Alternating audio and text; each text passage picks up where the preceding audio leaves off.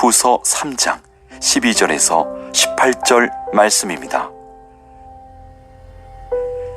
우리가 이 같은 소망이 있으므로 담대히 말하노니 우리는 모세가 이스라엘 자손들에게 장차 없어질 것의 결국을 주목하지 못하게 하려고 수건을 그 얼굴에 쓴 것 같이 아니하노라. 그러나 그들의 마음이 완고하여 오늘까지도 구약을 읽을 때에 그 수건이 벗겨지지 아니하고 있으니 그 수건은 그리스도 안에서 없어질 것이라. 오늘까지 모세의 글을 읽을 때에 수건이 그 마음을 덮었도다. 그러나 언제든지 주께로 돌아가면 그 수건이 벗겨지리라. 주는 영이시니 주의 영이 계신 곳에는 자유가 있느니라. 우리가 다 수건을 벗은 얼굴로 거울을 보는 것 같이 주의 영광을 보매 그와 같은 형상으로 변하여 영광에서 영광에 이르니 곧 주의 영으로 말미암음이니라.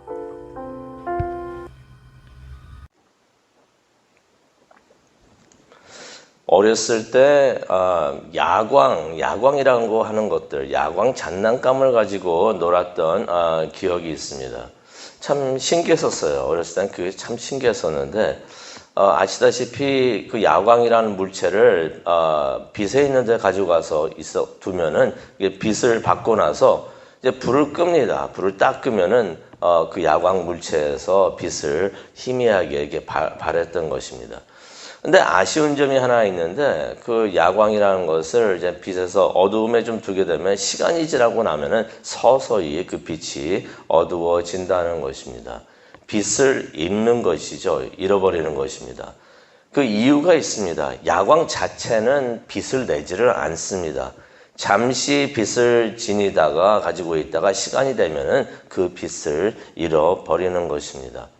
오늘 바울이 이 말씀을 가지고 오늘 우리가 읽은 이 말씀을 가지고 사라지는 하나님의 영광의 빛에 대해서 이야기를 하고 있고요. 또 반대로 사라지지 않는 영광의 빛에 대해서 말씀을 하십니다.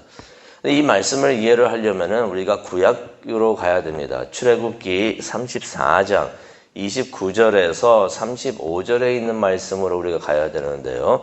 그 말씀이 어떤 말씀인가 제가 잠시 설명을 한번 드리도록 하겠습니다. 출애굽기 34장 29절부터 35절에 있는 말씀은 모세가 시내산에서 내려오는 이야기입니다. 첫 번째 십계명은 깨트려 버렸기 때문에 다시 시내산에 올라가가지고 이제 십계명을 받아가지고 돌판에 그것을 적어가지고 산에서 이제 내려옵니다. 근데 성경을 보게 되면요, 출애굽기 34장을 보게 되면은 그때 시내산에서 내려오고 있는 모세의 얼굴에서 광채가 났다고 합니다. 하나님의 광채. 이게 하나님의 영광의 빛이죠. 하나님의 영광의 빛, 광채가 났다고 성경에 기록이 되어 있습니다. 그 이유가 뭐 때문이었는가? 모세가 40일 동안 하나님과 함께 했기 때문에 그 하나님의 영광의 빛이 모세의 얼굴에서 빛나고 있었던 것입니다. 마치 야광 장난감을 빛에다가 두고 있으면은 그래가지고 어둠에 두면은 그 광채라기보다는 그 빛이 보이듯이 모세의 얼굴에서도 그랬던 것이에요. 근데 모세 자신은 그것을 몰랐었습니다. 근데 모세를 바라보는 모든 사람들은 그 빛을 다 봤던 거죠. 그 광채가 모세의 얼굴에서 밝게 빛나니까 사람들이 두려워했던 것이에요. 하나님의 영광의 빛이 모세의 얼굴에서 막 빛나니까 하나님을 경외하듯이 모세가 두려워졌던 것입니다. 그래서 성경에 보게 되면은 모세를 가까이 하는 것을 두려워했다라는 말씀이 나옵니다. 나중에 이것을 모세가 알게 되죠. 그래가지고 모세가 무슨 일을 했냐면요, 하나님의 말씀을 전할 때는 자신의 얼굴에다가 수건을 덮지 않고 있다가 하나님의 말씀을 전하고 난 다음에는 자신의 얼굴에다가 자신의 얼굴을 수건으로 가렸던 것입니다. 하나님 말씀을 받으러 들어갈 때는, 또 하나님을 만나러 갈 때는 그 수건을 벗고 있다가 하나님의 말씀을 받고서 나와가지고 그 말씀을 백성들에게 전한 후에는 다시 자신의 얼굴에다가 수건을 가렸던 것입니다. 바울이 고린도후서, 오늘 읽은 우리 말씀 고린도후서 3장 12절에서 18절의 말씀을 보게 되면은 이 모세가 왜 자신의 얼굴에다가 수건을 가렸는가 하는 것을 설명을 해 줍니다. 내용이 나오는데 우리가 한번 보도록 하겠는데요. 수건을 썼던 이유가 있습니다. 자신의 얼굴에서 빛나고 있었던 하나님의 광채, 다시 말하면 하나님의 영광의 빛이, 그 빛이 점점 시간이 지나면 사라지고 있었기 때문입니다. 하나님을 만날 때는 그 영광의 빛이 얼굴에서 환하게 빛나고 있다가 시간이 지나면 그 빛이 점점 어두워졌던 것이에요. 마치 야광 물체처럼 그렇게 빛을 잃고 있었던 것입니다. 그래서 사람들이 모세의 얼굴에서 하나님의 영광의 빛이 막 빛나고 있을 때는 무척이나 기이하게 여기면서 하나님의 말씀을 열심히 경청을 했습니다. 하나님의 영광이 이렇게 보이네 하면서 모세가 하나님의 말씀을 선포하고 있을 때 그 말씀을 열심히 듣고 있었던 것이에요. 그런데 13절에도 나오죠. 모세 얼굴에서 그 하나님의 영광의 빛이 사라지는 것을, 근데 모세가 이제 그것을 안 다음에 자신의 얼굴에서 하나님의 빛이 사라진다는 것을 알았습니다. 그런 다음에는 모세가 뭘 하기를 원했냐면은 이 빛이 사라지는 것을 모세가 사람들이 아는 것을 원하지 않았던 것이에요.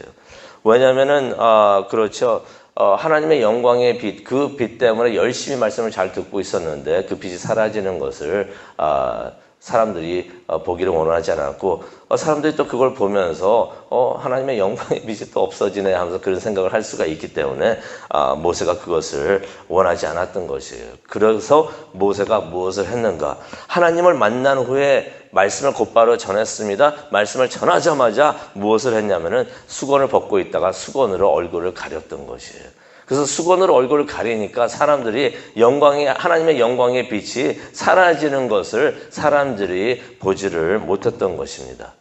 근데 이걸 어떻게 가만히 생각을 해보면요. 이스라엘이 수건 때문에 하나님의 영광을 보지 못했다는 그런 것도 우리가 볼 수가 있습니다. 그러면서 이제 바울이 이것을 비유로 하나님의 이스라엘의 영적 상태를 설명을 해 주는데요. 뭐라고 말을 하고 있냐면은 그때 가려졌던 그 수건, 이스라엘 사람들이 모세의 얼굴에 가려져 있어가지고 하나님의 영광을 보지 못했던 것, 비록 모세는 자신의 얼굴에서 하나님의 영광이 사라지는 것을 사람들이 보면은 안 되니까 실망할 것 같아가지고 그것을 보여주지 않기 위해서 수건을 가렸는데 그 수건이 그 이스라엘 백성들이 하나님의 영광을 보는 것을 가리는 일을 했다는 것입니다. 근데 뭐라고 말을 합니까? 13절에도 보게 되면은 그 수건이 아직도 그들의 눈에 덮여 있다라고서 설명을 하고 있습니다. 그러니 13절에도 보니까 하나님의 말씀을 읽어도 성경을 읽어도 하나님의 영광을 보지를 못하는 것이에요. 영적 수건이 이스라엘 백성들의 눈에 덮여 있기 때문에 하나님의 영광을 보지를 못하는 것입니다. 하나님의 영광이라는 것은 무엇을 의미합니까? 하나님께서 임재하는 그 흔적을 말하는 것입니다. 우리가 삶을 살면서 이 순간 하나님이 나와 함께 하셨구나라는 걸 깨닫게 되는 것은 우리의 눈에 있었던 그 수건이 벗어졌기 때문에 하나님의 영광을 보게 되는 건데, 이스라엘은 그들의 눈에 수건이 덮여져 있어가지고 그러한 하나님의 영광을 보지 못했다는 것이에요. 그 옛날에 야곱이 형을 피해가지고 도망을 가고 있을 때 베델이라는 곳에서 있었습니다. 그러면서 잠시 수건이 덮여져 있었죠. 하나님이 그곳에 계셨는데도 그것을 깨닫지 못하고 있다가 나중에 그것을 깨달은 다음에 이런 말을 합니다. 하나님이 이곳에 계셨는데 내가 그것을 몰랐구나. 그 순간이 어떤 순간입니까? 눈에 가려졌던 수건이 덮여지는 그런 순간이었던 것이에요. 하나님의 영광이라는 것은 임재의 흔적입니다. 우리가 그런 비유의 말씀도 있죠. 너무 힘들어가지고 내가 지나온 길을 한번 돌아보니까 발자국이 두 세트의 발자국이 있다. 내가 힘들었을 때는 한 세트밖에 없어가지고 하나님한테 이거 무슨 일입니까? 했더니 하나님 왜 나와 함께 하지 않으셨습니까? 가장 힘들 때 왜 나랑 함께 하지 않으셨습니까? 라고 하나님께 따졌는데 하나님께서 말씀해 주시는 것이 그때는 내가 너를 안고 지나갔다. 하나님의 영광이라는 것은 하나님께서 임재하시는 그 흔적을 말합니다. 다시 말하면 하나님의 발자국. 그 발자국을 보느냐 안 보느냐가 무척이나 중요한 것인데 우리의 눈에 수건이 가려져 있으면 그걸 못 본다는 것입니다. 하나님께서 우리를 만져주시는 그 손길을 보느냐 안 보느냐. 이스라엘은 수건 때문에 하나님의 손길과 발자국을 보지를 못했다는 것이에요. 근데 14절에도 말하죠. 눈에만 그런 수건이 덮여져 있었던 게 아니라 이스라엘 마음에도 수건이 덮여져 있었다. 눈이 가려서 성경을 읽어도 모릅니다. 14절에 그 말씀이 있습니다. 또 마음에 수건이 덮여져 있으니까 하나님의 말씀을 들어도 감동이 없습니다. 이게 도대체 무슨 말이야? 15절에 그런 말씀이 있습니다. 근데 왜 수건이 그들의 마음에 지금까지도 덮여 있는가? 그래서 예수 그리스도를 영접하지 못하는가? 14절에 나오죠. 그들의 마음이 완고하기 때문에 그렇다 라고 말씀을 하십니다. 그렇다면 이스라엘은 영원히 하나님의 영광을 보지를 못하니까 그러면은 이스라엘은 뭐 끝난 것입니까? 라고 우리가 생각을 할 수가 있는데 12절로 돌아가게 되면은 그건 아니라고 말씀하십니다. 그들에게도 소망이 있다라고 말씀을 해주시는데 14절을 보니까 그 수건, 그들의 눈과 마음을 덮고 있는 그 수건이 그리스도 안에서 벗겨진다라고서 말씀을 하십니다. 그러면서 16절을 보니까 언제든지 누구든지 예수께로 돌아가면은 그 수건이 벗겨지게 된다라고서 말씀을 해 주십니다. 이것이 우리에게 주는 소망의 말씀인 것입니다. 하나님의 영, 그리스도의 영이 계신 곳에서는 자유가 있습니다. 17절에 나오죠. 그래서 주 안에서 주의 영광을 볼 수 있는 자유를 얻게 된다. 누구든지 예수 그리스도께로 가게 되면 그 수건이 벗겨진다. 우리가 사도행전에서도 바울의 삶을 통해서도 그거 보잖아요. 바울이 예수 그리스도, 부활하신 예수 그리스도를 보게 되는 바로 그 순간 잠시 그러면서 이제 변화가 되죠. 그러면서 이제 바울의 눈에 가려져 있었던 수건이 벗겨져서 그전에는 예수 그리스도를 미워하면서 교회를 그렇게 핍박을 하다가 그 이후에는 예수 그리스도를 만난 후에는 하나님의 은혜를 보고 영광을 본 다음에는 교회를 위해서 그렇게 열심히 목숨까지도 내놓았던 그런 사람이 되었던 것입니다. 우리가 예수 그리스도 안에 거할 때 하나님의 영광, 예수 그리스도의 영광을 우리가 충분히 받으면서 그것을 밝게 빛나게 할 수가 있다는 것입니다. 우리의 눈에서 마음에서 수건이 걷어지기 때문에.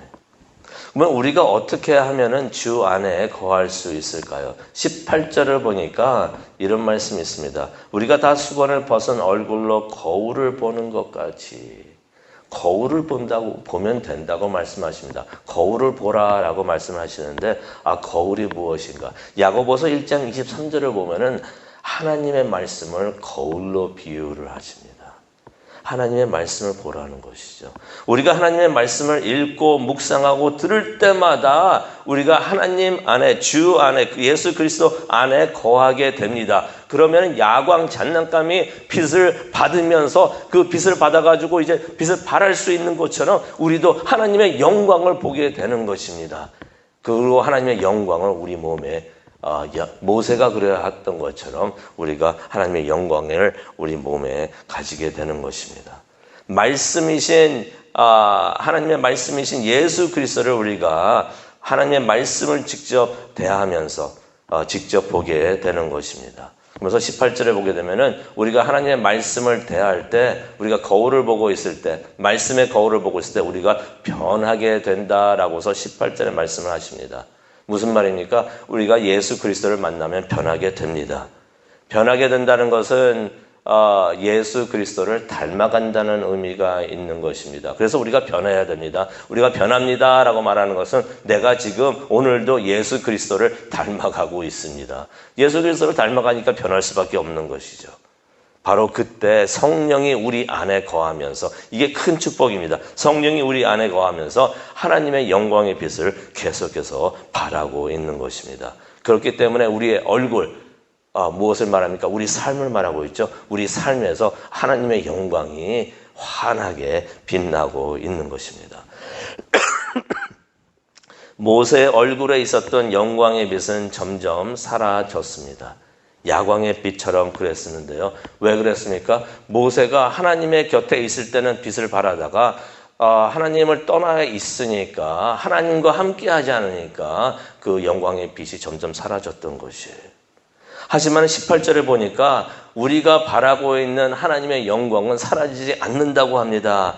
점점 더 밝아진다고 말씀을 하고 있습니다. 여기 보니까 그와 같은 형상으로 변화하여 영광에서 영광에 이르니, 무엇을 의미하고 있냐면요, 그 우리가 바라고 있는 하나님의 영광의 빛이 점점 사라지는 것이 아니라 점점 더 환하게 빛나고 있다라고서 말씀을 해 주십니다.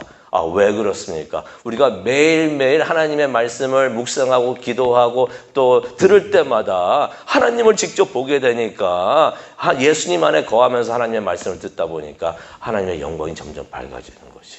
그리고 또 무슨 축복이 있습니까? 구약에는 하나님이 우리 밖에 계셨는데, 신약에서는 어떤 축복이 있습니까? 하나님이 우리 안에 들어와 계십니다. 성령이 우리 안에 계시니까 이 빛이 사라질 틈이 없는 것이에요. 계속해서 빛나는 것입니다. 그래서 우리가 하나님 안에 거할 때마다, 우리가 이제 이 말씀 기억하시면서 감사해야 하는 그런 시간, 기도하는 시간을 갖기를 원하는데요. 우리가 하나님 안에 거할 때마다 더욱더 하나님의 영광의 빛이 환하게 빛나는 줄로 믿습니다. 그러니 매일 예배하시고요. 이 매일 하나님 말씀 읽고 묵상하시고 또 말씀대로 사시고요. 예수 그리스도 안에 거하시기를 바랍니다. 우리가 그럴 때마다 하나님의 영광의 빛이 우리의 얼굴, 우리 삶을 통해서 환하게 빛나는 줄로 믿습니다. 그런 큰 축복이 우리 모두에게 함께 하셔서, 하나님을 모르는 사람들이 우리를 바라보면서 뭔지는 모르지만 저 사람 삶이 밝아 보이는데 나도 그런 삶을 닮고 싶다 하면서 예수 그리스도를 올 수 있도록, 우리가 그러한 사람들을, 하나님을 모르는 사람들을 하나님께로 인도하는 그런 큰 축복이, 그런 축복이 우리 교회에도 있기를, 우리 모두에게도 있기를 간절히 축원합니다. 우리 다 함께 기도하시겠습니다. 사랑과 충만하신 하나님 아버지, 감사합니다. 우리가 뭐라고 하나님께서 그러한 은혜를 내려주셔서 우리의 얼굴에서, 우리의 삶에서 하나님의 영광의 빛이 환하게 빛나게 해주시니 정말로 감사합니다. 모세의 얼굴에 있었던 하나님의 영광의 빛은 점점 시간이 가면 사라졌었는데, 우리는 시간이 갈수록 더욱더 하나님의 영광의 빛이 더 밝게 빛나게 해주시니 정말로 감사합니다. 우리가 항상 하나님 말씀에 거하면서 주 안에 거할 수 있도록 인도하여 주시옵소서. 그래서 우리와 항상 함께 하시는 하나님, 그 하나님의 영광의 빛을 바라는 하나님의 자녀가 될 수 있도록, 또 하나님의 교회가 될 수 있도록 하나님 인도하여 주시옵소서. 감사합니다. 예수님의 이름으로 기도합니다. 아멘.